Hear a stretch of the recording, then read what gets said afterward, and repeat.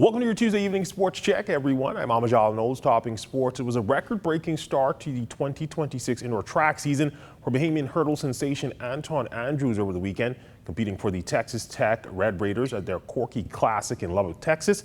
He would compete in the men's 60-meter hurdles. Andrews crossed the tape in a blistering time of 7.49 seconds. At the time, it was the fastest in the world this year. However, that mark has been since surpassed by Poland's Jacob Szymanski. But for Andrews and his time, it was still good enough to hold a share of the Bahamian national record and also a spot in the top 10 in NCAA history.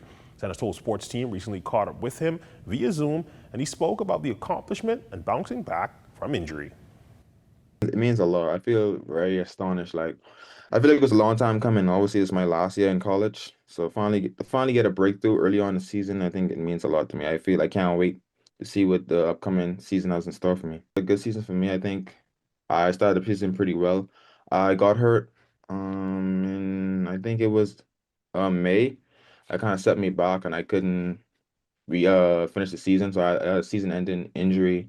I competed in the summer at NACAT, and I ended up falling over the hurdles. I ended up having a fractured scapula, so that kind of set me back too. But I also believe that it kind of helped me in the long run because I feel like I've been to school for 3 years and I've been running every summer, and so finally to get the time to sit down, actually get a month or two off, I think it worked in my favor in terms of being more healthy for the season. With Andrews already off to a strong start, he spoke about the rest of his expectations for his 2026 campaign.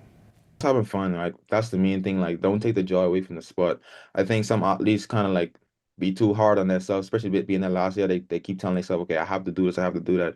But I just try to think about it just more of a fun, having fun. Once I have fun and execute most of my races, I think always gonna be a fast time on the clocks. More from our conversation with Antoine in tomorrow's Sportscast.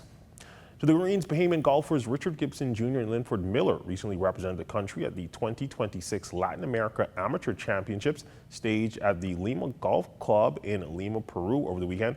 Competition wrapped up for the golfers on Sunday. For Gibson, he had the better performance of the pair, making the cut after opening the competition with his strongest showing in rounds 1 and 2. He shot a 72 in round 1 and a 75 in round 2 to advance to the final 2 rounds of play. He recorded identical totals of 79 in both rounds 3 and 4 to close out the competition in the 56th position for the total score of 305.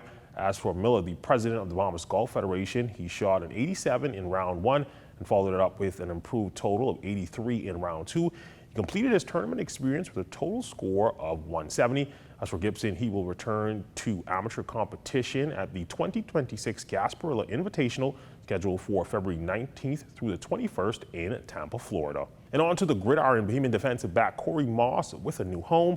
Just a week after announcing his entry into the NCAA transfer portal, Moss revealing via his social media that he will be staying in the MAC Conference and the state of Ohio, as he will be the newest member of the Akron Zips. Moss recently wrapped up his freshman campaign as a defensive back for the Miami of Ohio Redhawks. He played sparingly as a freshman, but is a former 3-star recruit out of Robin Gap out of Georgia. And to the Diamond, we get an idea of how things will shape up on the local baseball calendar.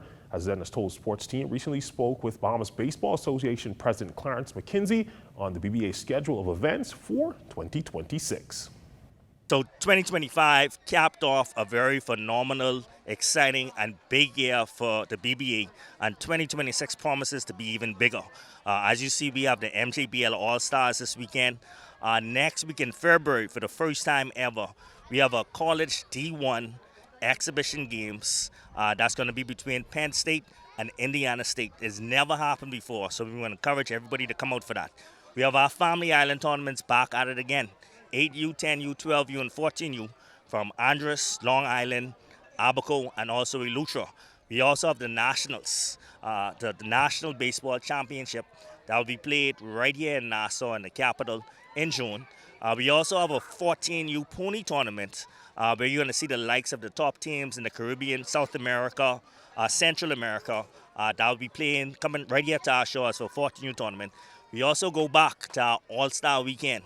The exciting All-Star Weekend we had in July, where we brought the top players from the archipelago of the Bahamas, and they were able to display their talent and performance. And that's a look at your sports on this Tuesday. I'm Amajal Knowles, signing out until tomorrow.